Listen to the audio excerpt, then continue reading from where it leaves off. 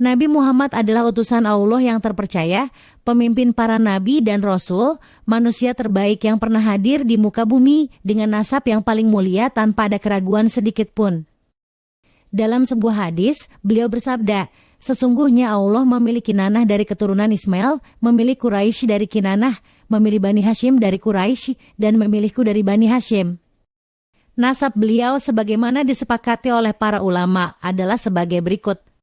Muhammad bin Abdullah bin Abdul Muthalib bin Hashim bin Abdul Manaf bin Qusay bin Kilab bin Murrah bin Ka'be bin Lu'ay bin Ghalib bin Fair bin Malik bin Nadir bin Kinanah bin Khuzaimah bin Mudrikah bin Ilyas bin Mudhar bin Nizar bin Ma'ad bin Adnan.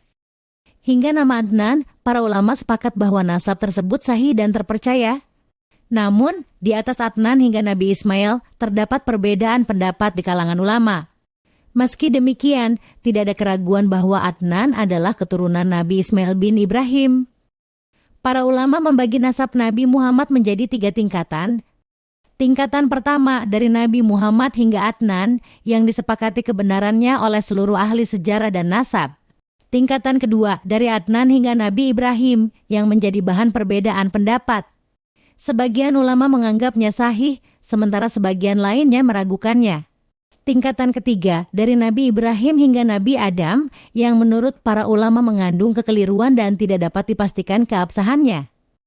Dalam sebuah riwayat, Rasulullah bersabda, janganlah kalian mencari tahu nasab Ma'ad bin Adnan, para ahli nasab telah berdusta.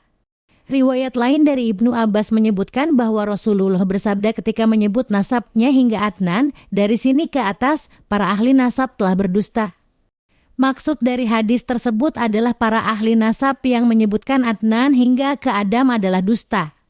Bahkan Imam Malik ketika ditanya tentang seseorang yang mengklaim nasab Nabi hingga Nabi Adam atau Nabi Ismail, beliau menjawab dengan tegas, siapa yang bisa memberitahunya?